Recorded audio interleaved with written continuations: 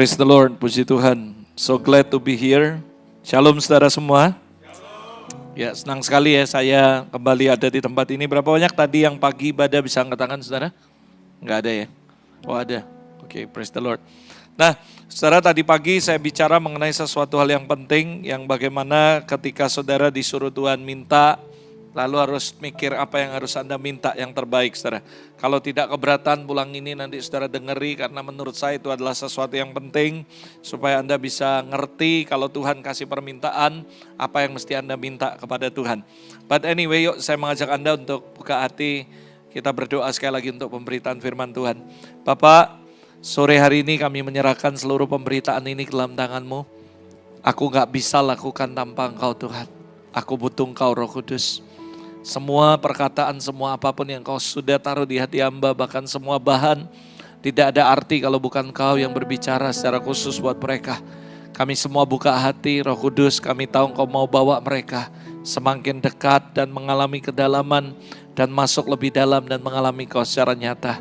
Kami buka hati kami untuk Kau Roh Kudus, berbicaralah di tengah-tengah kami. Hamba berdoa Spirit of Wisdom, Spirit of Revelation turun di tengah-tengah kami, supaya kami semua boleh dibuat mengerti dan kami dibawa mengalami Kristus. Kami berdoa, we need your word tonight Lord. Kami butuh firman-Mu, karena kami tahu satu perkataan dari Engkau akan mengubah seluruh kehidupan kami. Kami buka hati kami dan kami mempersilakan Roh Kudus. We give you tonight all the platform to do whatever you wanna do for your people in this place. Aku berdoa, lakukan apapun yang Kau mau lakukan di tengah-tengah kami. Kami buka hati dan kami persilakan Roh Kudus ambil alih. Pakai hamba-Mu dalam segala keterbatasan dan kesederhanaan hamba untuk bisa menyampaikan tepat seperti apa yang Kau mau. Para malaikat orang kudus, yuk sama-sama kita layani umat Tuhan yang di sini maupun di rumah, supaya mereka boleh mengalami Kristus secara nyata. We give back to you God all the glory, all the praise in Jesus name. Amen, amen. Yuk kasih tepuk tangan yang meriah buat Tuhan saudara. Anyway, malam hari ini saya percaya berapa banyak saudara yang merasakan hadirat Tuhan tadi, amin saudara. I'm so blessed ketika saudara tadi nyembah Tuhan, saya tahu bahwa Tuhan sedang bekerja di tengah-tengah saudara. Satu hal yang ada di hati saya, dan ketika tadi saya cukup kaget, Ibu Gembala yang ambil alih, lalu dia nyembah dan semuanya, I'm so glad, karena saya tahu that is a confirmation saudara. Kenapa? Karena saya percaya Tuhan mau bawa Anda, Roh Kudus secara pribadi, mau bawa setiap kita masuk dalam kedalaman yang lebih lagi. Saya percaya Dia gak mau cuma kita sekedar ibadah atau bisa merasakan Dia. Tapi saya yakin Roh Kudus mau supaya Anda bisa benar-benar mengalami Tuhan secara nyata. This is my pray. Saya selalu berdoa, Lord, biarkan semua orang bukan cuma dengar tentang Kau atau mereka cuma dengar tentang kemuliaan-Mu, manifestasi atau apapun. Tapi biar mereka boleh mengalami Kau secara nyata. Karena saya percaya this is the desire of Jesus Christ. Supaya setiap Anda bukan cuma kenal Dia. Tapi saya percaya ada 3 tahapan saudara. Yang pertama mengenal Dia. Karena saya yakin sekali semua orang Kristen, kalau kamu datang ke gereja tanpa mengenal Dia secara benar, maka sia-sia kita datang. Dan saya yakin sekali yang Tuhan inginkan dari kehidupan kita beribadah, kita datang ke gereja melayani, Dia mau supaya kita boleh mengalami pengenalan akan Tuhan. Tadi pagi saya singgung sedikit, Dia mau pengenalan akan Tuhan kita bertumbuh dan mengalami pertumbuhan yang benar dalam pengenalan akan Allah. Amin saudara. Dan saya yakin yang kedua, Dia kepingin sekali supaya kita boleh mengalami Kristus secara nyata. Katakan mengalami Kristus. Tuhan gak mau kita cuman kenal, kita tahu bahwa Tuhan seperti ini, Tuhan kayak gini dan sebagainya. Tapi let everyone experience personally. Saya berdoa supaya Anda semua yang duduk di sini, seperti tadi ketika Bu Gem menyajak Anda nyembah, Anda bukan cuma sekedar nyanyi, but you can feel the presence and you can entering in the presence, saudara. Amin, saudara. Dan saya yakin kalau Anda masuk dalam hadirat Allah, in the presence of God, ada kesembuhan, saudara. Anda yang sakit pasti Anda akan sembuh. In the presence of God, ada segala macam yang Anda perlukan. Dan itu sebabnya saya mengajak Anda yuk masuk lebih dalam. Nah malam hari ini saudara, sebuah topik yang menurut saya cukup berat. Tapi saya just follow his instruction ketika saya menyuruh mama saya untuk berdoa bersama-sama dan memberikan confirmation. Tadi pagi saya bicara tentang the very important things we ask for in pray. Tapi malam hari ini saya menyampaikan sebuah khotbah dengan judul You Are the Temple of God. Berapa banyak saudara yang percaya bahwa kita ini adalah bait Allah yang kudus, saudara. Ada amin, saudara. 1 Korintus 3 ayat yang ke-16 sampai 22 adalah nas yang akan kita pelajari malam hari ini sama-sama. Dikatakan gini, saudara. Yang pertama, ayat 16. Tidak tahukah kamu bahwa kamu adalah bait Allah dan bahwa Roh Allah diam di dalam kamu? How many of you believe bahwa kita ini bait Allah dan Roh Allah tinggal di dalam kita, saudara? Ada amin, saudara. Lalu dikatakan jika ada orang yang membinasakan bait Allah, maka Allah akan membinasakan dia. Sebab bait Allah adalah kudus dan bait Allah itu ialah kamu. Janganlah ada orang yang menipu dirinya sendiri. Jika ada di antara kamu yang menyangka dirinya berhikmat menurut dunia ini, biarlah ia menjadi bodoh supaya ia berhikmat. Ayat yang berikutnya ayat 19 dikatakan, karena hikmat dunia adalah kebodohan bagi Allah. Sebab ada tertulis ia menangkap orang berhikmat dalam kecerdikannya. Dan di tempat lain Tuhan mengetahui rancangan orang-orang berhikmat. Sesungguhnya semuanya sia-sia belaka. Karena itu janganlah ada orang yang memegahkan diri di atas manusia. Sebab segala sesuatu adalah milikmu. Baik Paulus, Apolos maupun Kefas. Baik dunia hidup maupun mati. Baik waktu sekarang maupun waktu yang akan datang. Semuanya kamu punya, saudara. Nah, ketika saya baca ayat ini, saudara, saya yakin sekali bahwa Paulus mengajarkan kepada jemaat di Korintus bahwa mereka memberitahukan bahwa Anda adalah the temple of God.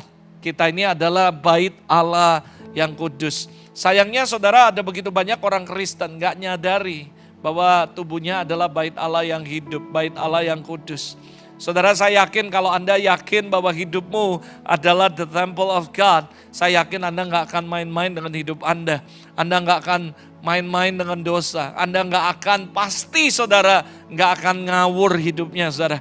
Karena Anda tahu kemanapun Anda pergi, Anda sadar ada Roh Kudus yang berjalan bersama-sama dengan Anda. Sebenarnya dalam kekristenan Anda gak perlu diajari bagaimana caranya takut akan Tuhan. Tapi saya yakin kalau Anda sadar bahwa you are the temple of God, kamu pasti automatically takut akan Tuhan. Karena kamu tahu kemanapun kamu pergi, kamu tahu ada Roh Kudus bersama-sama dengan kita. Ingat Roh Kudus yang sebentar lagi mungkin banyak gereja Protestan dan sebagainya, Pentakosta dan semuanya mereka merayakan bagaimana Kristus diangkat ke sorga. Lalu ada banyak gereja yang sampai hari ini masih mengadakan doa 10 malam tentang pencurahan Roh Kudus. Whatever, saya hormati dan kita gak perlu menghakimi satu sama lain. Tapi saya juga percaya sebenarnya saudara, Roh Kudus sudah ada dalam kehidupan saudara. Saya yakin dan percaya dia tinggal bersama-sama dengan kita. Dan kalau kita yakin dia tinggal bersama kita, dia berjalan bersama kita, bagaimana mungkin hidup kita biasa-biasa? Karena apa? Karena roh yang sama yang bangkiti orang mati, itu ada dan tinggal bersama-sama dengan hidup saudara. Roh yang memberi kelepasan, yang menyembuhkan orang lain, bahkan membuat mujizat, ada dan tinggal dalam hidup saudara. Bagaimana mungkin hidupmu biasa? Itu sebabnya saya yakin Daud berkata, kejadianku dahsyat dan ajaib, saudara. Saya yakin sekali, every single day in your life, if you are really recognize, kamu benar-benar menyadari, kamu benar-benar memahami bahwa hidupmu adalah bait Allah yang kudus dan kamu jalan sama Tuhan, I believe every single day in your life is a miracle. Ada amin, salah. Setiap hari kemanapun Anda pergi, Anda berjalan, saya yakin ada keajaiban, ada mujizat, ada penyertaan Tuhan yang dahsyat, saudara. So malam hari ini ada beberapa poin penting yang saya mau ngajak Anda untuk kita belajar sama-sama. Yang pertama, apa sih artinya? Apa sih maksudnya tubuhmu adalah bait Roh Kudus? Apa maksudnya? Karena banyak sekali kita nggak akan bisa memahaminya kalau kita nggak bisa kalau kita nggak bisa melakukan, kalau kita nggak ngerti dulu, saudara. Nah, saya mau bertanya sama Anda, berapa banyak Anda yang ngerti maksud tubuhmu adalah bait Roh Kudus, saudara? Yuk kita belajar sama-sama. Ketika saya belajar, saya merenungkan firman ini, Roh Kudus memberikan insight yang kuat di hati saya tentang apa sih artinya atau maksudnya bahwa tubuh kita adalah bait Roh Kudus, saudara. Yang pertama Anda bisa catat, kalau Anda berkata bahwa tubuhmu adalah bait Roh Kudus, artinya tubuh kita didiami oleh Allah. Can you imagine? Wow, Allah mau tinggal dalam tubuh kita. Masa sih, Pastor? Benar gak sih? Tapi kalau Anda pelajari kenapa, apa maksud bait Allah, bait Roh Kudus, apa maksudnya, apa artinya? Yang pertama tubuh kita didiami oleh Allah. Saudara. Wow, ini sesuatu yang luar biasa. Saya mau kulas sedikit supaya Anda ngerti. Dalam perjanjian lama, saudara, bait Allah merupakan tempat di mana Allah yang Maha Tinggi itu berjanji untuk menemui umatnya. Atau bangsa Israel, that is bait Allah. Jadi kalau kita bicara tentang bait Allah itu dalam perjanjian lama merupakan tempat di mana Allah yang Maha Tinggi, Maha Kudus, Maha Kuasa berjanji untuk menemui umatnya atau Israel. Itu sebabnya saudara, mereka selalu datang ke bait Allah. Karena bait Allah merupakan sebuah tempat pertemuan karena Tuhan berjanji akan menemui umatnya di situ. Dan itu dalam versi perjanjian lama. Mereka boleh datang ke bait Allah. Dan Allah yang Maha Tinggi akan menjumpai mereka. Itu bait Allah. Allah tidak berdiam di dalam keempat tembok bangunan bait Allah. Tapi hanya di tempat yang khusus. Namanya ruang Maha Kudus. Saudara. Jadi itu kalau Anda pelajari zaman perjanjian lama. Ada bait Allah 4 kotak tembok. Dan Allah nggak tinggal di semuanya. Tapi Allah cuma tinggal di sebagian kecil yang dinamakan ruang Maha Kudus. Saudara. Jadi kalau Anda ngerti apa itu pengertian bait Allah adalah tempat di mana Allah berjanji kepada umatnya untuk menemui umatnya. Makanya semua bangsa Israel boleh datang ke bait Allah dan Allah pasti akan menjumpai dia di situ, saudara. Itu bait Allah versi perjanjian lama. Nah lalu ketika Salomo selesai mendirikan rumah Allah dan istana raja dan segala yang diinginkannya, maka Tuhan menampakkan diri kepada Salomo untuk kedua kali. Seperti Tuhan menampakkan diri kepada dia di Gibeon. Anda bisa baca dalam 1 Raja-Raja pasal 9 ayat yang ketiga, saudara. Ayat yang pertama sampai 3.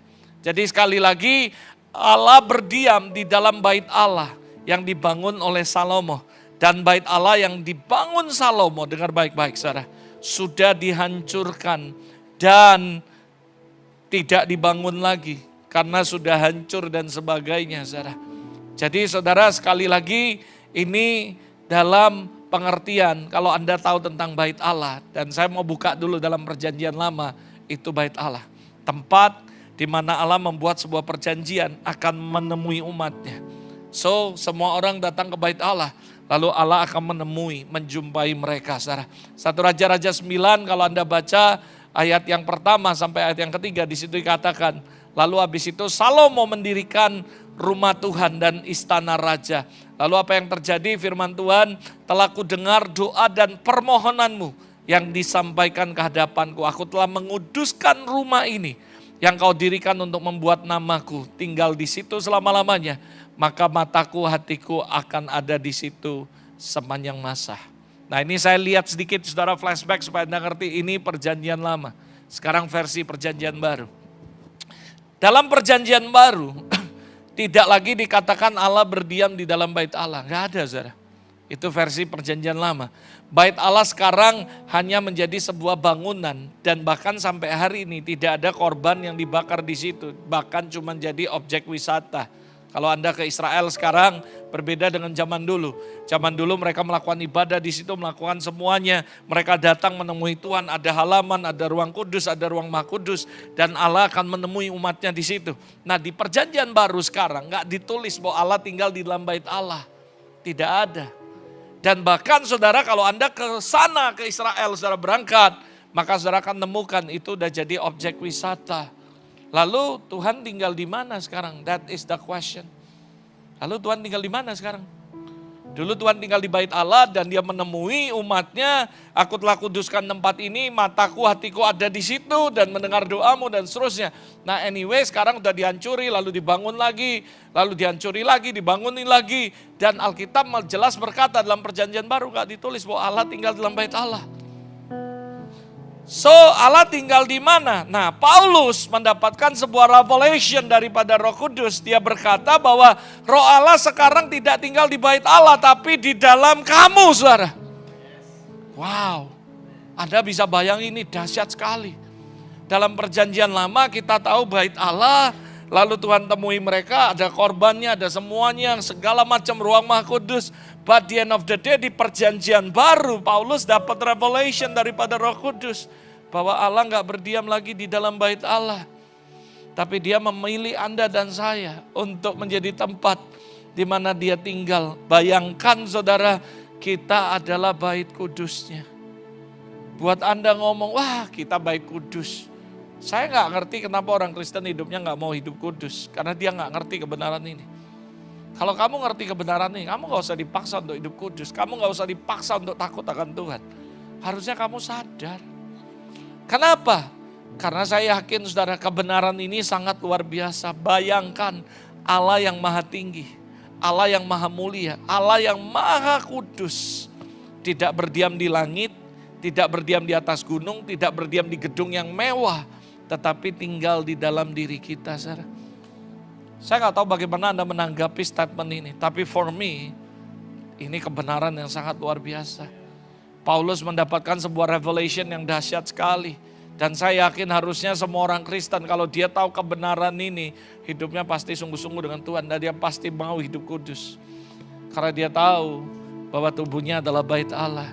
Jadi kalau orang Kristen hidupnya gak kudus, gak mau hidup kudus, mereka gak sadar bahwa tubuh mereka adalah bait Roh Kudus.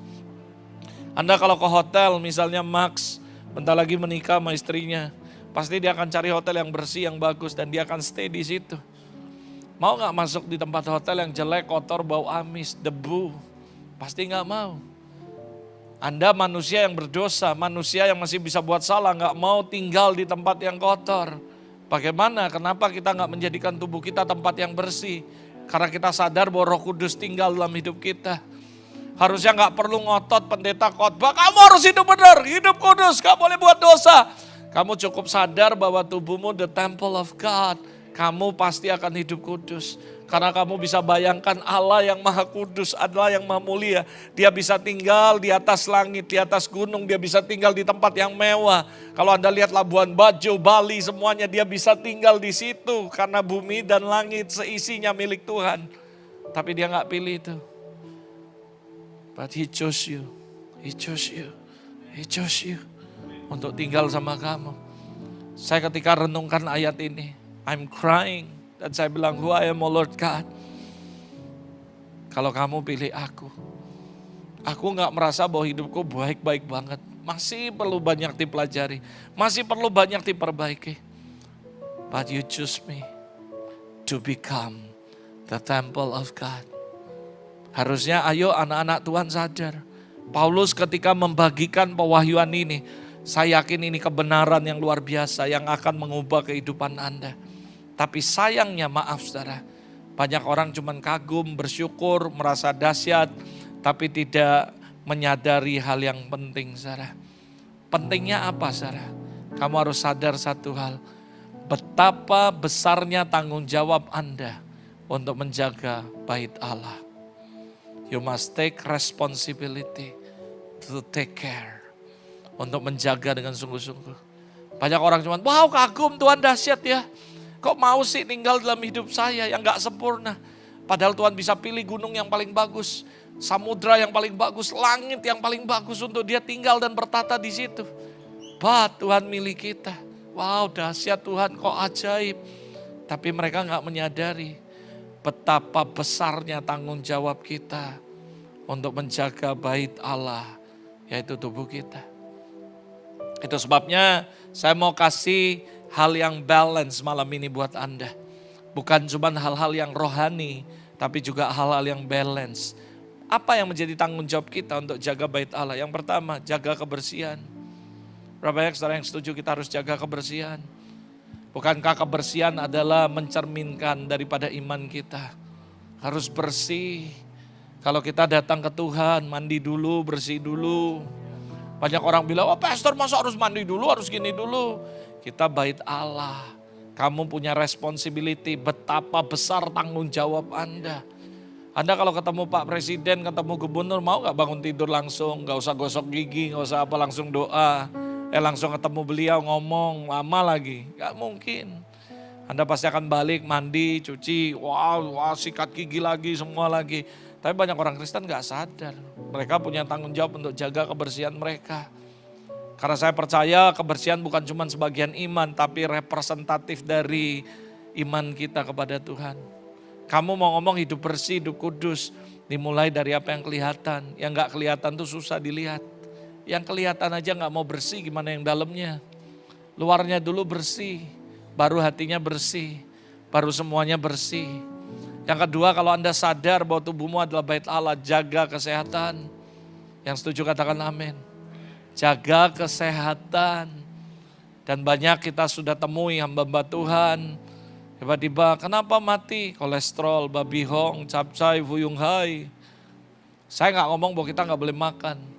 Tapi saya ketemu beberapa orang yang overweight, saudara. Lalu saya khotbahin tentang, do you remember, do you know, kamu tahu gak bahwa tubuhmu adalah bait Roh Kudus. So, bait Roh Kudus itu harus bagus. Ada amin, saudara. Bukan cuma in the spirit, tapi semuanya. Saya percaya makan tuh enak, tapi saudara enaknya sesaat. Nanti 5 tahun, 10 tahun efeknya, saudara. Dalam hidup kami sangat jaga makanan. Kami gak makan jeroan, kami gak makan minum soda, kami kurangi sekali yang ini semuanya. Dan orang ngomong, Pastor lu jaga banget. Saya bilang, saya gak cerewet sih, saya makan apa aja. Tapi saya tahu diri, karena saya tahu tubuh saya adalah bait Roh Kudus. I have to responsibility, saya punya tanggung jawab untuk menjaga kebersihan tubuh saya. Saya punya tanggung jawab untuk menjaga kesehatan saya. Karena saya mau khotbah lebih lama lagi. Saya hitung-hitung, saya khotbah pertama kali umur 17. Hari ini saya sudah khotbah 23 tahunan, saudara. Karena umur saya 43, saudara. Nanti bentar lagi nih masuk tahun ini, saya akan masuk 44, saudara. Dan jadi 44 kurang 17, kurang lebih ya lumayan lah. 1/4 abad hampir. Dan saya ngomong saya mau khotbah lebih banyak lagi. Saya gak mau tiba-tiba stop gak bisa khotbah karena gangguan kesehatan. Karena saya tahu hidup saya harus memberi dampak, memberi pengaruh buat banyak orang. So kalau saya mau umur panjang, saya mesti jaga kesehatan dari sekarang. Banyak orang Kristen gak balance, yang penting doa. Tiba-tiba umur 40, umur berapa meninggal. Kenapa? Overdosis, kolesterol dan sebagainya. Ya buat saya secara pribadi, saya minta dengan supaya Anda bisa mengerti. Kalau Anda benar-benar ngerti bahwa tubuhmu adalah bait Roh Kudus, kamu punya tanggung jawab yang besar. Harus jaga kesehatan, harus jaga kebersihan. Ada amin, Sarah. Ini yang balance-nya, ini yang jasmaninya. Saya pernah dikasih tahu pokoknya kalau mau sehat, makan berkualitas, bukan yang mahal. Tapi maksudnya kualitas itu yang bersih, yang bagus. Amin, Sarah. Istirahat yang berkualitas. Kita juga perlu istirahat. Olahraga, Sarah. Ada amin, Sarah. Wah, olahraga gak mesti kayak papimu. Mabok kamu semua. Saya juga mabok kalau disuruh kayak papimu. Bisa sih, besok pegel KB, Sarah, jalannya. Gak mesti kayak gitu. Minimal olahraga yang paling murah dan manfaatnya banyak. Jalan kemana-mana. Naik tangga, turun tangga, semuanya. Ada amin, Sarah. Dan saya jamin kamu sehat. Harus bergerak, exercise, bangun pagi. Amin, Sarah. Bangun pagi-pagi, doa pagi semuanya. Jangan udah tidur malam, bangun siang, makan banyak. Olahraga gak pernah. Gimana, Sarah? Bait Allah itu harus dijaga. Yang setuju katakan amin. Itu dari segi kesehatan, dari segi yang jasmani. Dari segi rohani, kita punya tanggung jawab untuk menjaga tubuh ini supaya dikuasai Roh Kudus. Ada orang nanya saya, Pastor gimana caranya supaya kita menang terus ya? Roh memang penurut, daging lemah. Lah justru itu kalau sudah gitu ya kamu harus latih rohmu jadi kuat. Saya kasih tahu buat kamu, ini saya kasih tahu. Kenapa ya orang yang sudah melayani, punya karunia tiba-tiba bisa jatuh dalam dosa, hidup kedagingan dan sebagainya. Mungkin Anda berkata, konyol sekali sih. Saya bilang sebenarnya bukan konyol, ingat ya. Dalam tubuh kita ada 2 bagian yang gak bisa hilang kecuali kita mati. Salah satunya baru hilang, yaitu roh dan daging. Selama Anda hidup, Anda tetap tinggal dalam daging. Itu kenyataannya. Dan selama Anda ada di dunia, kedagingan tetap ada dalam hidupmu. Kamu gak bisa hilangin ini. Yang kamu bisa lawan adalah satu, pastikan rohmu harus lebih kuat daripada daging. Kalau rohmu lebih kuat dari daging, maka yang keluar adalah roh. Tapi kalau kamu membiarkan daging lebih kuat daripada rohmu, kamu pasti akan kalah dan hidupmu pasti akan kedagingan. Ingat, ada 2 sisi dalam tubuh manusia yang gak bisa hilang, roh dan daging. Kalau anjing daging, anjing roh diadu, siapa yang menang? Tergantung yang makannya banyak. Maka dia akan kuat. Tiap hari kasih makan rohmu lebih banyak daripada daging. Maka rohmu akan jadi lebih kuat daripada daging. Dan ketika ada daging, dia pasti gak akan bisa menang dalam roh. Maka hidupmu akan penuh dengan roh dan dikuasai oleh roh. Gak ada istilahnya roh memang penurut, tapi daging lebih kuat. Saya kasih tahu, dengar baik-baik. Itu karena kamu lebih banyak ngasih kedaginganmu makan daripada rohmu makan. Makanya saya ngomong baca Alkitab, doa. Karena kamu memberikan spiritmu makan. Ketika spiritmu akan lebih kuat daripada roh, maka percayalah semua kedagingan apapun kamu bisa atasi dan kamu menang. Karena rohmu lebih kuat. Kenapa kadang-kadang kita kok gampang kalah? Karena kekuatan kita kalah. Daging kita lebih banyak makan daripada roh. Sehingga dia akan lebih kuat. Ingat persentasinya, kalau roh lebih kuat, maka hidupmu akan roh. Kalau dagingnya lebih kuat, maka hidupmu akan kedagingan.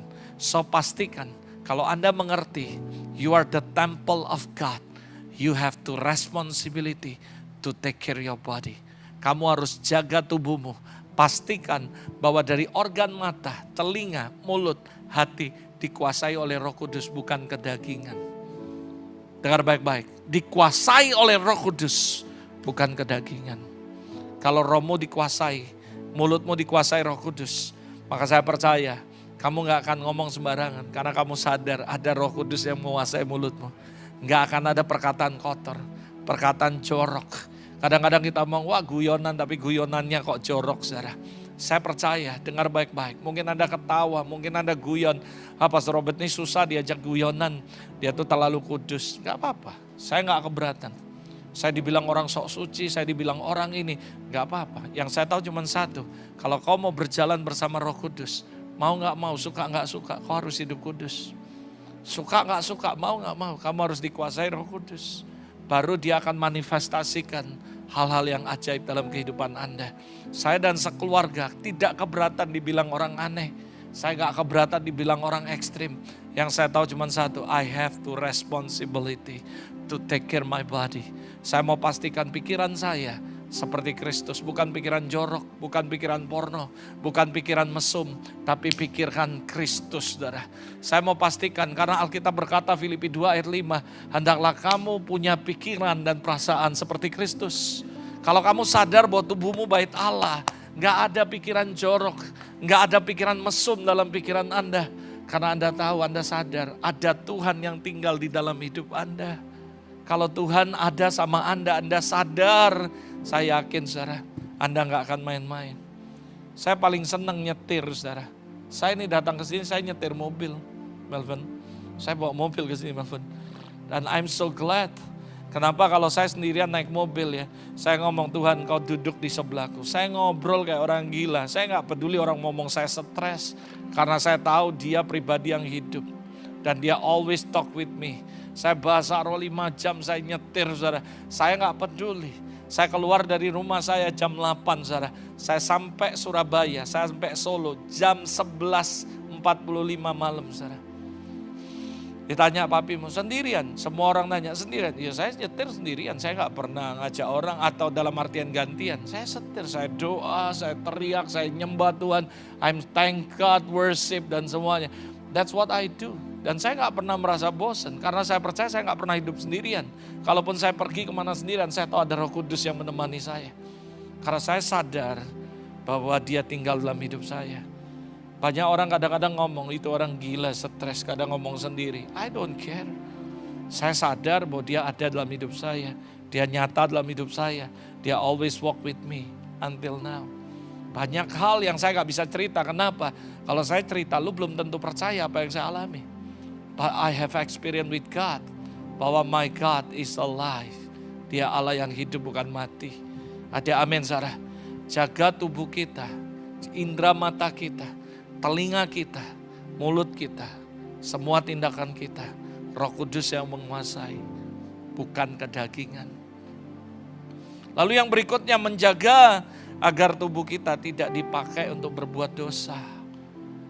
Kalau Anda baca Roma pasal 6, di situ dibilang dikuasai dosa, kedagingan, hendaklah kita menyerahkan seluruh anggota tubuh kita bukan dipakai untuk dosa, tapi dipakai untuk senjata kebenaran. Mulut ini bukan untuk berdosa, bukan gosip, bukan ngomongi orang, bukan perkataan kotor, tapi untuk menyampaikan firman. Ada amin, saudara. Telinga ini juga bukan dengar hal-hal yang jelek, tapi hal-hal yang positif daripada Allah. Jangan rusakkan, dengar baik-baik ya. Ini tanggung jawab Anda. Menjaga secara fisik dan secara spiritual atas bait Allah dalam hidup Anda. That is your responsibility as a Christian. Kamu punya tanggung jawab menjaga bait Allah secara fisik dan juga secara spiritual, saudara. Jangan rusak dengan pola hidup yang salah dan tidak bertanggung jawab. Secara jasmani, dengar baik-baik, ini yang salah.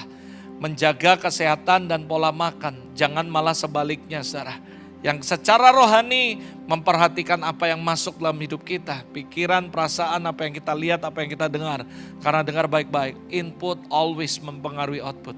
Kalau Anda inputnya positif, pasti semua yang keluar positif. Kalau inputnya negatif, maka yang keluar semuanya negatif. Soal kenapa orang bisa mesum, orang bisa apa? Karena mereka mengasih makan daging mereka untuk hal-hal yang mesum. Makanya jadi pikirannya mesum. Manusia akan seperti apa yang dia lihat dan apa yang dia dengar, itulah manusia. Kalau Anda dengar yang baik, Anda lihat yang baik, Anda pasti akan jadi baik. Kalau Anda dengar yang buruk, Anda dengar yang porno, Anda dengar yang mesum, Anda lihat yang mesum, maka jadi mesum, saudara. Believe me. Bahkan nih saya berani ngomong, ada sebuah khotbah yang saya gak berani khotbah ini di sebarang tempat. Judulnya, you become what you eat. Seriously? Saya pernah dibukakan wahyunya, ada ayatnya, ada. Tapi saya ngomong, Tuhan gak semua orang bisa denger ini. Nanti dia bilang, oh masa kita makan apa jadi apa? Itu cuma representatif. Intinya cuma sederhana, apa yang menjadi input Anda akan mempengaruhi semua output Anda. Pastikan lihat hal yang baik, dengar hal yang baik. Karena kamu akan jadi seperti itu, saudara. Makanya anak-anak kita hati-hati. Jangan sembarangan nonton, jangan sembarangan dengar, jangan sembarangan lihat. Apa yang mereka lihat, itu yang mereka akan lakukan. Anda sebagai papa mama punya tanggung jawab memperlihatkan sesuatu yang baik bagi mereka. Sehingga mereka ngerti, oh kalau berumah tangga harusnya gini. Nanti kalau aku menikah aku harus kayak gini. Oh aku kalau jadi anak perempuan aku harus kayak mama seperti ini. Oh aku kalau anak laki aku harus kayak papa kayak gini. Kamu harus mempertontonkan yang baik dan memperlihatkan yang baik bagi anak-anak Anda. Apalagi kalau anak-anakmu kecil, mereka learning dia dari apa yang mereka lihat. Itu yang mereka pelajari. So pastikan Anda di rumah mempertontonkan hal-hal yang baik, hal-hal yang positif. Kalau Anda yakin bahwa tubuhmu bait Allah, kamu punya tanggung jawab untuk itu. Jaga bait Allah secara fisik dan secara spiritual. Yang setuju katakan amin. Saya yakin sekali, wah saya dikasih makan banyak sama orang, thank you. Wah pastor makannya gini, ya saya tahu diri, saya bisa nahan. Wah kalau saya mau sikat aja, sikat terus sama mama, gembrot. Habis itu sakit, habis itu capek, naik tangga gak bisa. Saya lebih senang naik tangga daripada naik lift. Selain olahraga, saya juga mau exercise. Saya juga percaya bahwa saya masih sehat. Saya akan latih karena saya punya tanggung jawab. Ya kalau masalah Anda mau minum ini, minum suplemen, itu urusan Anda. Tapi sebenarnya dengar baik-baik. Kalau lu minum suplemen lalu habis itu ngawur lagi, pola hidup gak sehat juga percuma, bodoh aja. Yang paling penting cuma satu, niat dan tekad. Kalau kamu sadar bahwa tubuhmu adalah bait Allah yang kudus, kamu harus jaga itu tanpa disuruh orang. Kamu sadar dan kamu jaga itu. Yang kedua, saudara, apa yang kita akan pelajari? Arti daripada tubuh kita bait Allah. Artinya tubuh kita adalah milik Kristus, bukan milik kita lagi, saudara. Nah ini yang agak berat. Makanya Paulus ngomong, aku hidup tapi bukan aku, tapi Kristus yang hidup dalam aku. Kalau Anda sadar apa artinya bahwa tubuh kita adalah bait Allah, tempat Allah bertinggal. Artinya bukan cuma Allah tinggal di dalam tubuh kita. Tapi yang kedua adalah Allah atau tubuh kita bukan milik kita, tapi adalah milik Kristus. Ingat ketika firman Tuhan berkata tubuhmu adalah bait Roh Kudus, artinya tubuh kita milik Allah. Menjadi milik Allah, kenapa? Karena sudah dibeli dengan darah yang mahal, yaitu darahnya saudara. Ini prinsip hidup yang harus kita pegang. Bahwa status kita tidak bisa seperti dulu, bebas berbuat dosa, bebas berbuat apa-apa. Kita ini adalah tawanan Kristus, tawanan roh, hamba Kristus. Kalau ada pembantu rumah tangga kerja di rumah Anda, lalu Anda gaji dia, Anda bayar dia, Anda tebus dia. Dia kan harus ditebus dulu, baru kamu bayar dulu uang tebusan ini, lalu dia kerja tempat Anda. Saya mau nanya, apakah dia bisa menggunakan waktunya semau dia? Apakah dia bisa mengerjakan apa yang dia mau semau dia? Tentu nggak bisa. Dia harus ikuti perintah siapa yang nebus dia. Setuju saudara? Sadar gak hidupmu sudah ditebus oleh darah Yesus? Artinya sebenarnya hidupmu bukan kamu lagi, tapi Kristus. Artinya apapun yang kita kerjakan harus yang diperintahkan oleh Tuhan. Kita gak bisa hidup semau kita. Apalagi hidup seperti dulu bebas berbuat dosa. Ingat, status kita adalah hamba Kristus. Artinya kita gak bisa hidup semau kita. Tapi kita harus obey His instruction, yaitu Kristus. Kita bukan budak dosa, tapi kita hamba yang melayani Kristus. Yang setuju katakan amin, saudara. Jadi artinya ketika Tuhan tinggal dalam tubuh kita yang merupakan bait Allah, artinya kita juga harus melayani semua permintaan, semua keperluan, dan semua kehendak dan perintah Tuhan sebagai our master.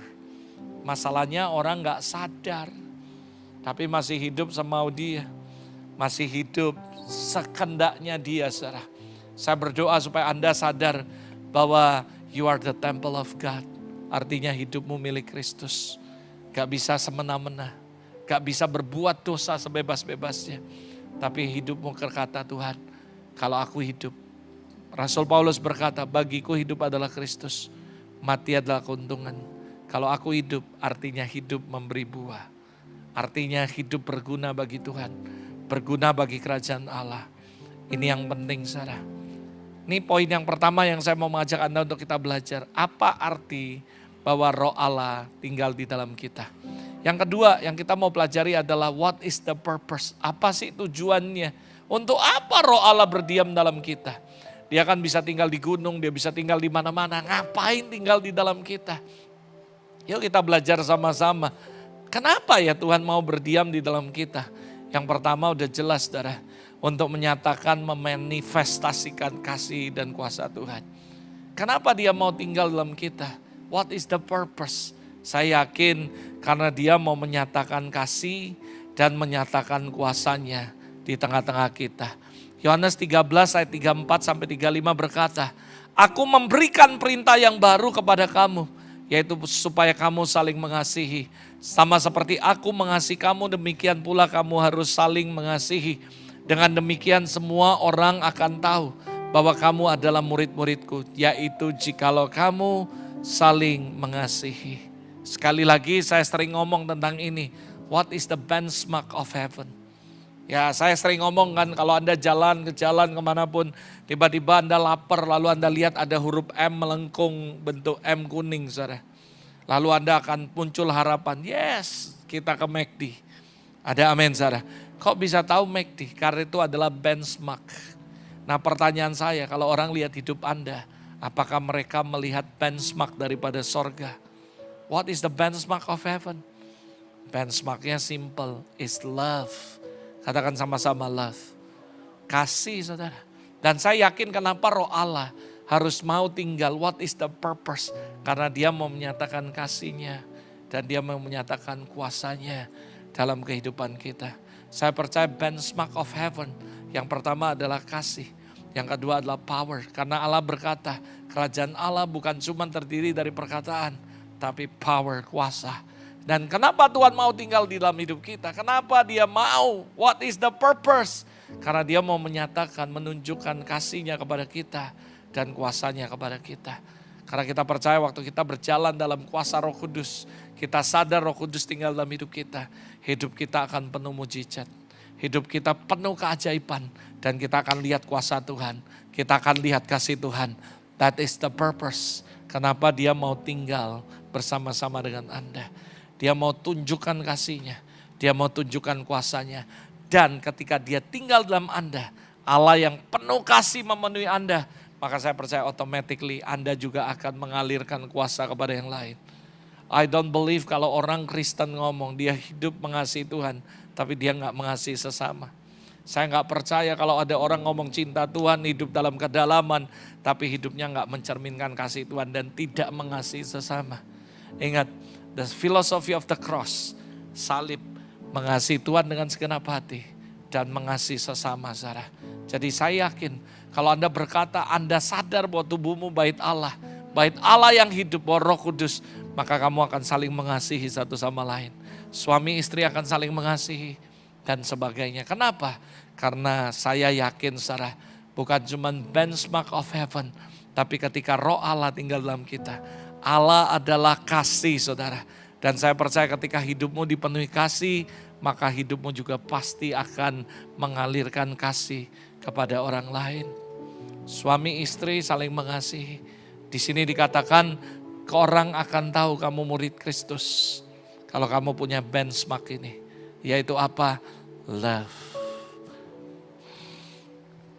Oh, ini siapa? Mama mertua. Kaget dia. Gua pikir mamanya kamu. Kok bisa? Benchmark. Ini siapa? Wah, ini mertua laki saya. Oh, saya pikir papamu. Kok bisa akrab ya kayak gitu? Because ada benchmark. Dan semua orang akan percaya bahwa kamu adalah murid Kristus kalau kita saling mengasihi. Yang menyedihkan adalah satu, saudara. Gereja hari-hari ini gak saling mengasihi, tapi mereka saling menjatuhkan satu sama lain. Mereka saling ngomongi, saling jelekin. Gimana dunia akan percaya bahwa Yesus adalah Tuhan kalau mereka gak memiliki benchmark daripada heaven. Makanya saya sering ngomong, kalau kamu saling mengasihi, maka orang akan lihat Kristus dalam hidup Anda, saudara. Saya bukan orang yang nganggur, saudara. Tapi saya mengasihi tempat ini. Saya mengasihi pastor Anda, saya mengasihi keluarganya, saya mengasihi Anda semua. Dan ketika pastor telepon saya, ibunya ngobrol banyak hal dan meminta saya untuk datang. Saya baru datang 2 minggu yang lalu. Dan saya datang lagi. Orang-orang bingung, kok datang lagi? Saya ini lagi pusing sekarang, saudara. Jenuh beneran. Kenapa? Ada 3 ponakan yang mau kawin di depan, saudara. Ada Max, ada Melvin, ada satu lagi. Wah, saya bilang kalau ini married semua mateng saya. Saya benar, this is from my heart. Saya nggak lihat karena ada orangnya. I try my best. Saya bergumul, waduh, jadwal gua khotbah di mana ini, tanggal berapa. Saya dapat WhatsApp, ting, untuk reservasi dari Melvin. Gua nggak berani jawab sampai hari ini, sorry bro. Seriously, I try do my best. Tapi saya bingung, saya bilang, waduh, ya apa ini Tuhan? Loh, kalau saya kosong, guarantee I will come. Gak kosong aja saya akan usahain, apalagi saya kosong. Saudara, ini hal yang simple, tapi saya yakin, saya gak tahu, saya bilang, orang sampai iri loh sama gerejamu. Tanya tuh Pak Pendeta, Ketua Sinode, dia bilang gini, banyak orang yang ngamuk, saudara. Dia bilang gini, kenapa Pastor Robert itu udah dibajak sama VCC terus. Gak ke tempat kami. Saya disuruh pulang hari Selasa loh. Kalau Senin ngisi, Selasa ngisi, semua ngisi. Sampai ada yang ngomong gini. Pokoknya gini ya, nanti abis ini pastor datang lagi. Seminggu lebih, tapi gak usah di VCC. Pokoknya setiap hari khotbah dari Senin sampai Minggu.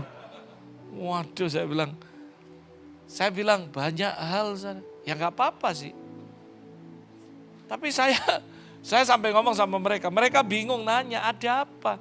Saya bilang gak ada apa-apa. Biasa. Cuman satu, saya merasa bahwa mereka pernah berbuat baik sama keluarga saya. My mom waktu itu sakit dan mereka bantu begitu banyak hal yang saya gak bisa cerita satu persatu dengan Anda. Mulai dari kami disediakan tempat di sini 6 bulan, saudara. Dan sebagainya. Dan banyaklah, saya gak bisa kasih satu-satu clue buat semua orang. Mereka juga gak ngerti kalau saya jelasin. Dalam hidup kami, keluarga kami punya prinsip satu. Kalau orang berbuat baik sama Anda, jangan cuma terima kebaikan orang. But you must do something untuk orang itu. Itu filosofi, itu nilai dari keluarga kami. Kalau orang berbuat baik sama Anda, jangan pernah lupakan kebaikan orang. Gak boleh melupakan kebaikan orang yang sudah berbuat baik. Oh tapi kita sering dikhianati, itu urusan mereka. Mereka gak ngerti value of life. Tapi itu gak berlaku dalam keluarga kami. Dalam keluarga kami, siapapun yang pernah berbuat baik dalam hidup kami, I never forget. Saya gak pernah lupa sebelum saya pulang, saya dikasih kaos kaki sama Melvin. Untuk my mom. Loh itu hal kecil cuman kaos kaki saudara. Saya bukan ngomong, wah karena dikasih lalu ingat. Enggak. Saya always ingat Daniel saudara, Uncle kapan pulang katanya. Dia kadang-kadang iseng ngomong saya, Uncle kapan pulang katanya. Saya berasa terhormat dan bersyukur. Saya tahu gereja ini ya butuh gak butuh saya. Gak ada saya juga gereja ini jalan kok. Tapi kasih kita itu yang membuat perbedaan saudara. Bagaimana saudara mengasihi kami sekeluarga, kami mengasihi kalian sekeluarga. That is love. Dan saya percaya that is benchmark of heaven. Dan kenapa? Karena kita sadar tubuh kita bait Allah. So kita harus saling mengasihi satu sama lain. Loh saya kan merasa iya ya ponakan kawin masa gak datang. Waduh. Nah ini minimal ada 3. Bahkan ada satu yang baru dia bilang gini, mama saya nanya pastor, oh ya tanya apa, bisa datang gak merit? Mateng satu lagi 3 saudara, tahun ini aja 3 udah. Saya bilang, waduh ini berapa banyak calon-calon merit, bisa datang terus datang, belum nanti Sonya merit, nanti datang lagi saudara. Waduh saya bilang, that is love. Saya gak merasa, wah gimana. Saya bilang, saya datang ya, udah makan, udah diajak ini pulang, masih ada catering di rumah. Saya mau kirim catering terus tiap hari. Saya bilang, gimana makannya? Buat saya secara pribadi, that is love. Makanya saya bilang sama orang-orang, saya susah jelasin kamu. Karena yang baik itu bukan cuma pendetanya sama keluarga kami. Itu orang-orang kalau begitu panggil, uncle, hati saya langsung nyut. Uncle kapan pulang, kapan datang lagi. Hati saya langsung gimana rasanya. Saya punya keluarga banyak, ada Brian, ada Pak Pendeta semua. Banyak. Tadi pagi aja saya ngomong sama Kenny sorry ya saya minta kursi berapa pastor? 13. Iya ada 13 orang yang ikut. Saya kemanapun pergi ya, mereka baik. Kenapa? Mereka bilang, ini keluarga baik. Saya bilang, saya gak merasa keluarga baik. Saya cuma merasa satu kebenaran. Saya ngerti bahwa roh Allah tinggal dalam hidup kami. Jadi memang kita jadi orang Kristen harus baik. Justru kalau kita hamba Tuhan, kita orang Kristen, gak ada orang yang mau ikut kita. Dan dia ngomong, gak jahat. Ya itu something wrong. Kita harus orang Kristen harus menunjukkan bahwa kita orang baik. Amin saudara. I'm so blessed punya keluarga kayak kalian. I'm so glad. I'm so happy. Dan saya tahu kalian begitu mengasihi kami sekeluarga. Dan seperti itu juga kami mengasihi Anda. So saya berdoa supaya Anda ngerti, sadar. Kalau roh Allah tinggal dalam hidup kita, tujuannya satu supaya kita juga ngerti. Tubuhmu bukan milik kamu tapi milik Kristus. Untuk apa? Tujuannya apa? Tujuannya menyatakan kasih dan kuasanya. Harusnya memang kita orang Kristen, hamba Tuhan melayani, orang akan lihat Kristus dalam hidup kita. Dan salah satu bukti yang luar biasa, bukan debu emas, saudara.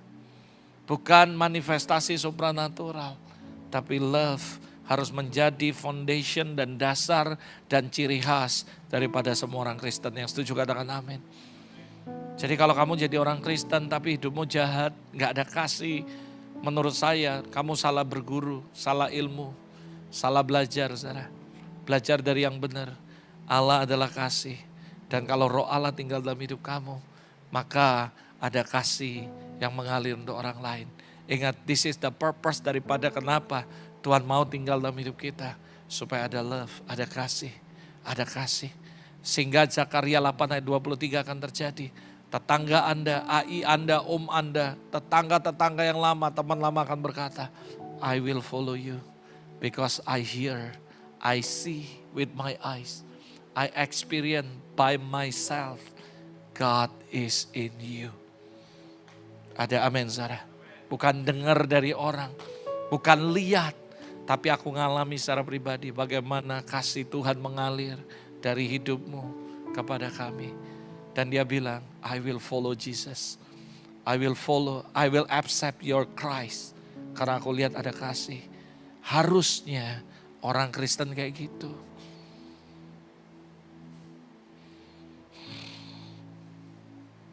Berikutnya, what is the purpose yang kedua?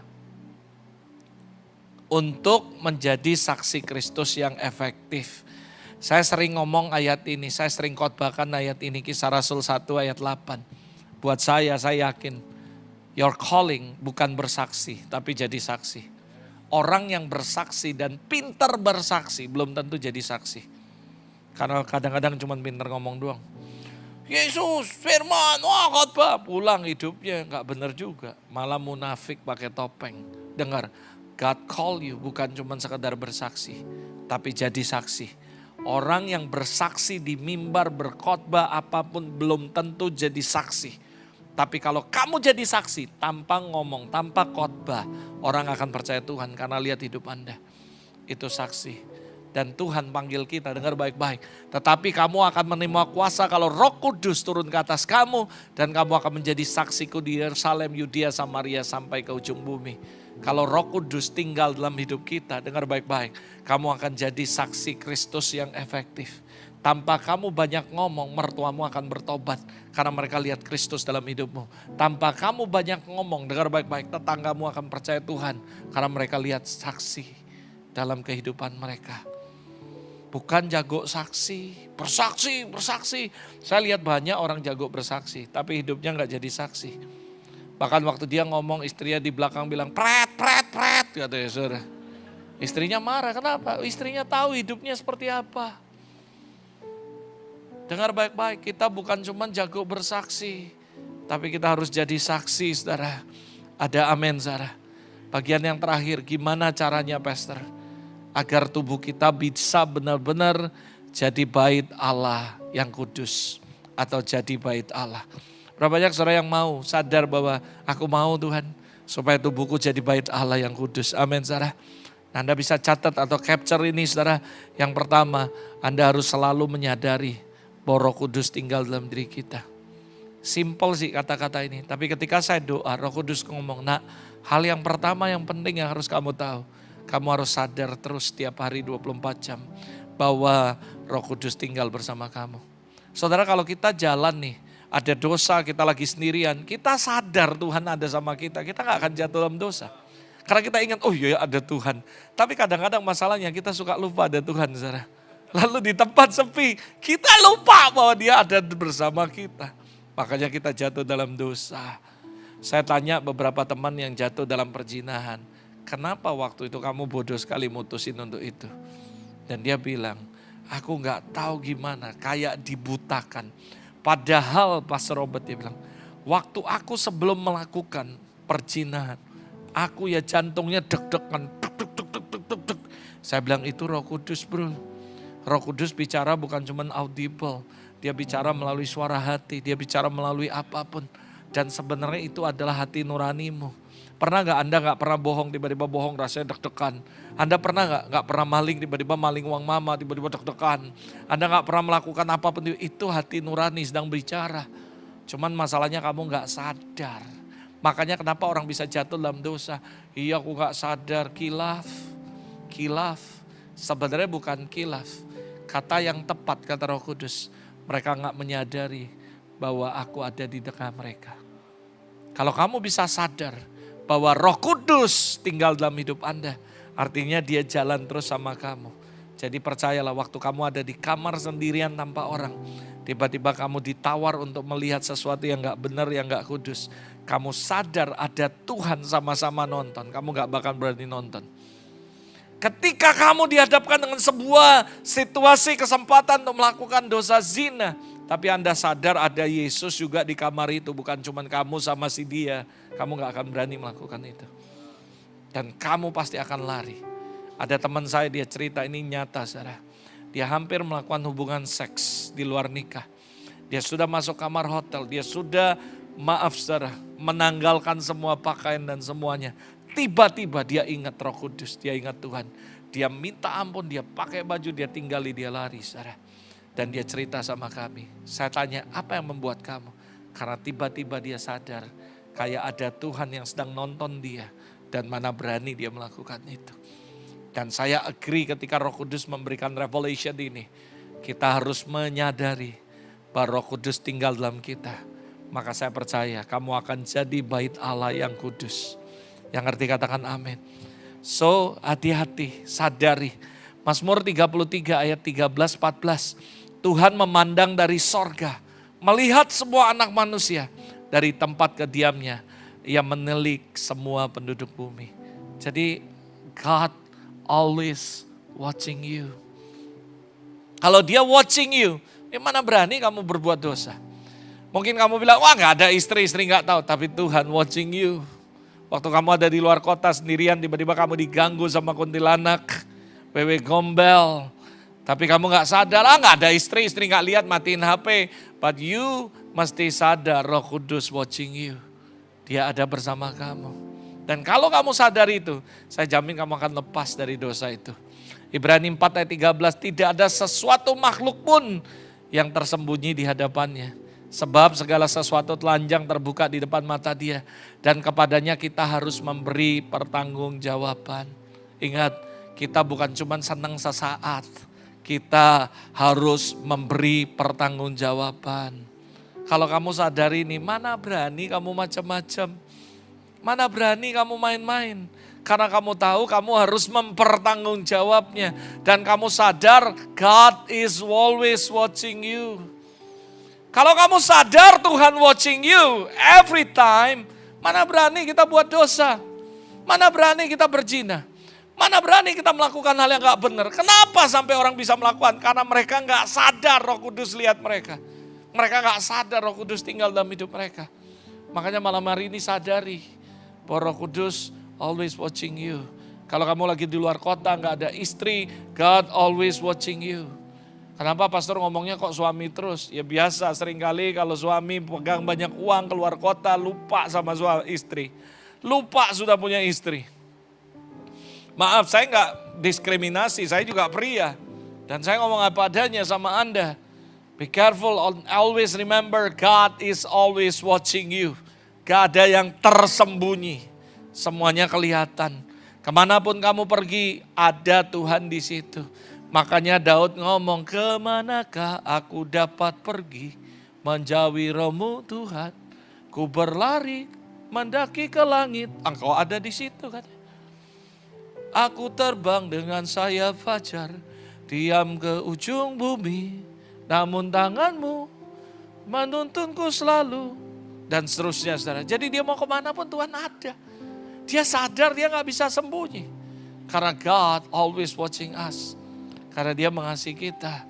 Sadari itu saudara. Kalau kamu sekali lagi mau, gimana caranya supaya aku jadi bait Allah yang kudus. Always sadar saudara. God is watching you. Hal yang kedua, kalau kamu mau jadi bait Allah yang kudus, intimacy with God. Saya percaya I3, katakan I3. Ada I3 Tuhan ngomong yang pertama, intimacy. Saya percaya kalau kamu intimacy, maka akan ada influence. Dan influence to become impact. Dan kalau kamu mau hidupmu berdampak untuk orang, sebenarnya dimulai dari I3, intimacy with God. Setelah intimacy, kamu akan jadi influence untuk orang lain. Dan setelah itu influence to become impact. Jadi kalau kamu mau hidupmu memberikan pengaruh, memberikan dampak untuk orang lain, dimulai dengan namanya intimacy with God. Dan ini penting, kalau kamu mau menjadi bait Allah yang kudus, kamu harus sering-sering bersekutu dengan Tuhan. Ketika dalam sebuah doa Tuhan bilang sama saya, nak, seringkali banyak orang menyanyiakan Tuhan yang tinggal di dalam diri dia. Itu sama seperti waktu kejadian Yesus ada di buritan kapal. Dia tertidur, murid-muridnya jalan dengan kapal. Tiba-tiba ada badai dan mereka ketakutan setengah mati. Karena mereka gak sadar bahwa Yesus ada di situ. Dan mereka gak tahu bahwa Yesus peduli dengan mereka. Yesus care about you. Jesus always care. Dia selalu peduli dengan kita. Apa yang membuat kita gak menyadarinya? Karena kita gak punya hubungan yang dekat sama Tuhan. Kita gak kenal Tuhan. Saudara percayalah, kalau Pastor Herman lagi khotbah, lalu tiba-tiba dia ngomong ini, apa? Nah, ya kan benar kan saudara? Tiba-tiba apa? Itu, saudara kaget, lagi marah-marah pendeta saya, Anda gak kenal dia. Memang kayak gitu khotbahnya. Gua aja kaget apalagi kamu. Gua pertama kali kaget juga. Dia kalau khotbah lagi seru kan dengan urapan tiba-tiba jadi singa Yehuda. Apa? Kaget saudara. Lah kalau kamu lalu menghakimi, oh berarti dia suka marah-marah. Anda gak kenal dia. Saya teleponan sama papimu 1,5 jam kayak orang pacaran saudara. Sampai kuping panas saudara. Dan saya menemukan bahwa dia orangnya hatinya lembut. Wah pastor goblok, pastor salah lihat lu. Hati lembut tuh gak dilihat dari itu. Saya tahu dia doa buat orang lain. Dia care sama orang lain. Saya bilang, ngapain telepon jam 11 malam? Gua mesti bangun jam 3, mandi, doa pagi ke gereja jam 5. Dia setiap kali nanya saya, posisi? Tanya-tanya. 86 saya jawab saudara nanti, next time. Posisi selalu nanya gitu. Dan dia selalu nelpon saya. Dan dia peduli dengan orang lain. Dan saya mengambil kesimpulan, ini orang baik. Ini orang peduli dengan yang lain. Dia bilang, pastor kalau kita gak kopeni, gak ada kawan orang-orang ini. Yo saya bilang, saudara Anda gak ngerti, Anda gak kenal. Satu-satunya Anda bisa mengenal orang itu kalau you build a deep relation with them. Bangun hubungan yang intim, maka kamu akan tahu, kamu akan kenal dia. Kamu gak kenal. Orang yang gak kenal papimu, ini pendeta atau pengusaha, bajunya ini, tasnya ini. Saya kenal beliau, saya tahu. Mungkin Anda bilang, oh pendeta itu harusnya pakai compang-camping, makin miskin, makin kudus, masuk kerajaan Allah. Karena ada ayatnya, berbahagialah orang yang miskin di hadapan Allah, karena dia mempunyai kerajaan sorga. Saya mau nanya, siapa yang mau miskin? Angkat tangan, kita doai sekarang. Saya heran kadang-kadang orang, wong kamu gak nyumbang, tapi kasih suara sumbang terus. Saudara. Dalam banyak hal. Kenali. Saya gak bela pastormu, tapi harus kenali. Intimacy akan membuat kita kenal. Dan Tuhan ngomong, nah, banyak orang menyia-nyiakan. Aku tuh tinggal sama mereka. Mereka tuh ngomong, aduh Tuhan kamu jauh sekali dari aku nih jauh dari Tuhan. Goblok kamu. Dia cuma sejauh doa. Kamu cuma panggil Bapak, dia datang. Wong dia sudah tinggal sama kamu. Dia tuh udah deket banget sama kamu. Bahkan kalau Anda berkata aku ini lagi patah hati. Dengar, Mazmur 38:19, Tuhan dekat dengan orang yang patah hati. Justru semakin kamu luka, kamu kecewa, kamu marah, kamu tinggal berseru. Dia sangat dekat dan dia menantikan kamu. Makanya kenali Tuhanmu. Gimana caranya supaya aku bisa jadi bait Allah yang kudus? Kita harus build intimacy with God. Supaya kita kenal Tuhan. Kalau kamu kenal Tuhan, kamu akan bilang, oh Tuhan ternyata kayak gini. Saya gak ngajari Anda buat dosa. Kamu tahu teman saya bertobat, kenal Tuhan. Dia lagi mabok, dia bawa minuman keras, diranjang. Dia mabok, dia ini. Tuhan datang jamaah dia bertobat, sekarang jadi pendeta. Tuhan itu sulit untuk dimengerti. Ama ketemu Tuhan, ngalami Tuhan waktu dia lagi kecewa. Saya ngalami sesuatu, lalu apa semua dia nangis, dia sedih. Tiap malam jam 12 malam sampai jam pagi gak tidur, nangis. Cuman sedih, nangis, lagi nangis. Bukan dia puasa, doa lalu ketemu Tuhan, enggak. Kalau Anda mau tahu the secret dari my mom, dia pertama kali ketemu Tuhan justru dia lagi sedih. Lagi ngalami masalah. Makanya dikatakan kalau kamu ngalami masalah ini, itu dan semuanya, jangan lari ke yang lain, lari ke Tuhan. Dia cuma sejauh doa. Intimacy with God, dia pasti akan nolong saudara. Justru waktu kamu patah hati, kamu lagi sedih, dia itu menunggu Anda, sangat dekat dengan Anda.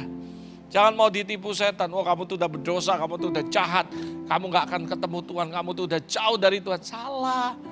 Justru semakin kita berdosa, kita harus cepat datang ke Tuhan. Karena dia menanti kita. Lihat anak yang hilang, dia harus lakukan bagian dia. Yang pertama, memutuskan untuk bertobat dan balik sama bapaknya. Sebelum dia nyampe, bapaknya yang nyamperi dia. Lihat itu. Dan that is gambaran daripada Bapak di sorga. Yang penting kau buat keputusan, aku nyesel, aku bertobat. Kamu balik, belum kamu nyampe, dia yang nyamperi kamu duluan. Karena Tuhan is a love. Ada amin Sarah. So bangun intimacy. Baru kamu akan bisa punya yang namanya jadi bait Allah yang kudus. Yang ketiga, gimana caranya supaya kita bisa jadi bait Allah yang kudus? Kita harus kebergantungan dengan Tuhan setiap hari. Bergantung sama Tuhan. Andalkan Tuhan. Hidupmu harus bergantung sama Tuhan. Every single day in your life.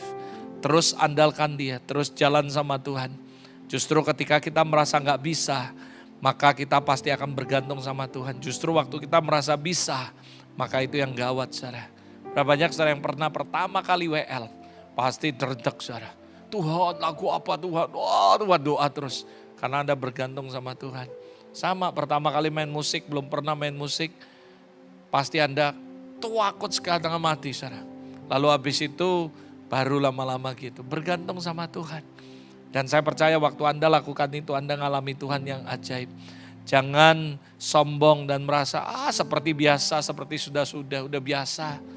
Saya tahu pengkhotbah, kalau pertama kali khotbah pasti dia ngandali Tuhan. Kalau sudah, dia ngandali kepintarannya. Saya berdoa supaya Anda tidak mengandalkan kepintaran Anda, bukan karena biasa. Tapi Anda harus terus bergantung sama Tuhan. Jangan seperti Hakim-Hakim 16 ayat 20. Lalu berkatalah perempuan itu, orang Filistin menyergap kau Simson. Maka terjagalah ia dari tidurnya, katanya, seperti yang sudah-sudah aku akan bebas dan akan meronta lepas. Tapi dia gak sadar bahwa Tuhan telah meninggalkan dia. Banyak orang mengkhotbah, seperti biasalah khotbah. Tapi dia gak sadar Tuhan sudah meninggalkan dia. Banyak WL juga gitu, udahlah udah biasa cuma nyanyi. Pokoknya 2 lagu pelan, 2 lagu cepat, 1 lagu worship terakhir, lalu selesai. Kamu gak lagi mengandalkan Tuhan seperti waktu pertama kali mimpin penyembahan. Dan kamu gak sadar bahwa sebenarnya Tuhan sudah meninggalkan kamu. Dan ini yang terjadi dalam kehidupan dalam kehidupan Simson. Dia dibilangi, Simson. Dia bilang, orang Filistin datang menyergap kau. Seperti yang sudah-sudah, aku pasti akan bebas. Tapi dia gak sadar bahwa Tuhan telah meninggalkan dia. Jangan sampai kita terlalu pede, tapi kita gak sadar Tuhan sudah meninggalkan hidup kita. Yuk bergantung sama Tuhan. Saya undang worship leader maju ke depan. Saya akan tutup dengan sebuah statement seperti ini. Kehidupan doa pribadi kita adalah parameter kebergantungan kita dengan Tuhan. Karena seringkali ini yang terjadi shifting. Dari percaya Tuhan, akhirnya menjadi percaya diri. Dari mengandalkan Tuhan, akhirnya menjadi mengandalkan pengalaman. Telah terjadi shifting yang besar dalam gereja, dalam kehidupan hamba-hamba Tuhan. Dari yang pertama percaya Tuhan, akhirnya berubah menjadi percaya diri. Saudara. Bagus sih kalau Anda confident, tapi jangan sampai kita tidak bergantung sama Tuhan. Saya setiap hari sampai hari ini sebelum khotbah, saya pasti akan berlutut ngomong, Tuhan, I cannot do with my own. I need you Holy Spirit. Aku butuh Engkau. Tolong aku Tuhan. Aku gak mau khotbah seperti apa yang aku mau, apa yang aku tahu. Aku mau mengkhotbahkan apa yang kamu mau. Kalau kamu gak tolong, aku gak bisa. Aku butuh Engkau. Percaya diri bagus. Tapi jangan sampai terlalu percaya diri. Sehingga kamu gak percaya Tuhan dan tidak mengandalkan Tuhan. Dari yang mengandalkan Tuhan, akhirnya mengandalkan pengalaman. Seperti sudah-sudah. Pokoknya habis khotbah selesai, aku altar call, aku doa. Lalu pulang selesai dan semuanya. Kita gak bisa melayani seperti yang sudah-sudah. Kita butuh Roh Kudus. Kita jadi bait Allah yang kudus. Tundukkan kepala sama-sama di hadapan Tuhan. Come Holy Spirit, follow me now. I need your anointing. I love you, Holy Spirit. You're captivating my soul.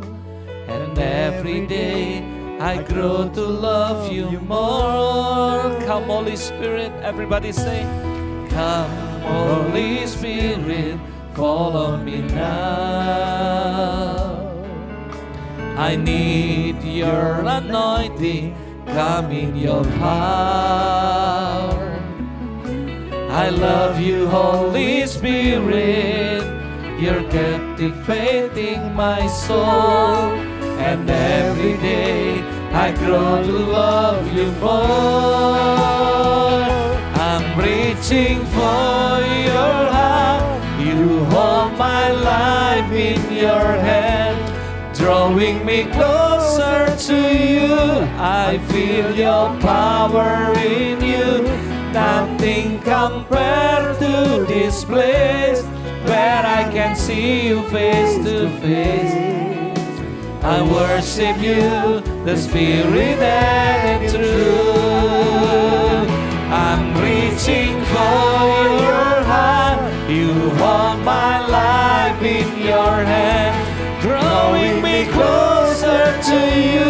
I feel your power in you.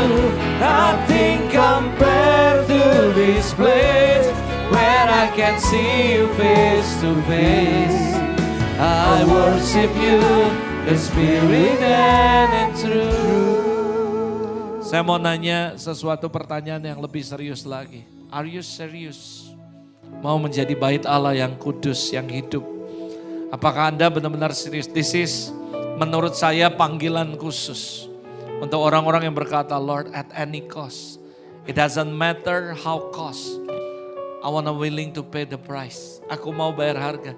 Saya kasih tahu menjadi bait Allah yang kudus gak segampang yang apa kita pikirkan. It's not only by faith, tapi take energy, take a time. Butuh waktu, butuh proses, butuh energi yang banyak. Tapi kalau Anda berkata, Lord, I'm really serious. Tonight make a decision. Biar hidupku, tubuhku menjadi bait Allah yang kudus. I wanna walk with you, God. Aku mau jalan sama Engkau. Percaya kata saya. Every single day in your life will be awesome. Akan berubah. Kamu akan lihat Tuhan nyata dalam hidupmu. Dan saya yakin kalau kamu jalan sama Tuhan, kamu akan lihat keajaiban. Amin. Kalau kamu jalan sama Tuhan, kamu akan mengalami hal-hal yang ajaib bersama Tuhan. Maukah malam ini Anda berkata, Tuhan, tonight I make a decision in my life. Aku serius Tuhan mau jadi bait Allah yang hidup. Sadari bahwa tiap hari kamu jalan sama Tuhan dan Dia tinggal dalam hidup saudara. Sadari bahwa hidupmu adalah milik Kristus, bukan milikmu lagi. Dan saya jamin saudara, kalau Anda lakukan ini, hidupmu akan berkenan, hidupmu akan kudus. Dan saya jamin saudara, kamu akan lihat dan mengalami Tuhan secara nyata. Kalau Anda benar-benar berkata, I'm serious Lord, aku serius. Ini gak main-main, ini gak emosi. Sekalipun yang maju gak banyak, I don't care. Tapi ini benar-benar panggilan khusus untuk Anda yang berkata, aku mau Tuhan hidupku menjadi bait Allah yang hidup, yang kudus. If you are there, kalau kamu orangnya, kalau kamu itu, angkat tanganmu bangkit berdiri. Dan Anda maju ke depan dengan tertib. Dan Anda nyanyikan lagu ini dengan sungguh-sungguh. Dan katakan, come Holy Spirit. Come Holy Spirit, follow me now. Panjul ke depan saudara. I need your anointing, come in your power. I love you Holy Spirit. Yuk nyanyi sungguh-sungguh. Dengan segenap hati katakan, Tuhan aku mau Tuhan. I love to love you more. Come Holy Spirit. Come Holy Spirit, follow me now. I need your anointing, come in your power. I love you Holy Spirit, you're captivating my soul. And every day I grow to love you more. I'm reaching for your heart. You hold my life in your hand, drawing me closer to you. I feel your power in you. Nothing compares to this place where I can see you face to face. I worship you in spirit and truth. I'm reaching for your heart. You hold my life in your hand,